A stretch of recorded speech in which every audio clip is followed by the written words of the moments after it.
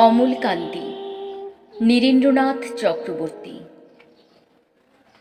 অমলকান্তি আমার বন্ধু। স্কুলে আমরা একসঙ্গে পড়তাম। রোজ দেরি করে স্কুলে আসতো, পড়া পারত না।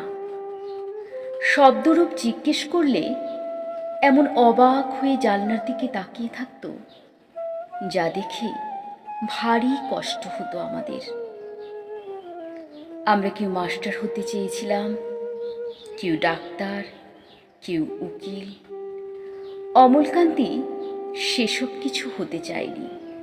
সে রোদ্দুর হতে চেয়েছিল।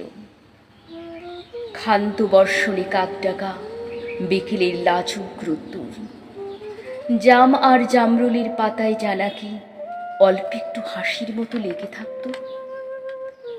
আমরা কেউ মাস্টার হয়েছি, কেউ ডাক্তার, কেউ উকিল। অমলকান্তি রোদ্দুর হতে পারেনি।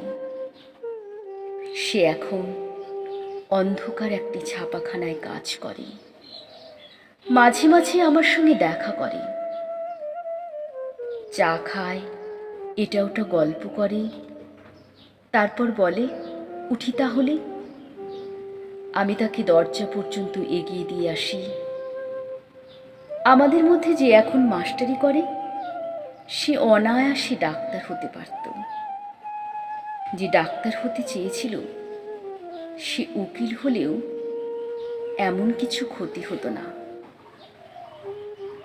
অথচ সকলের ইচ্ছেই পূরণ হলো, এক অমলকান্তি ছাড়া। অমলকান্তি রোদ্দুর হতে পারেনি। সেই অমলকান্তি রোদ্দুরের কথা ভাবতে ভাবতে যে একদিন রোদ্দুর হতে চেয়েছিল।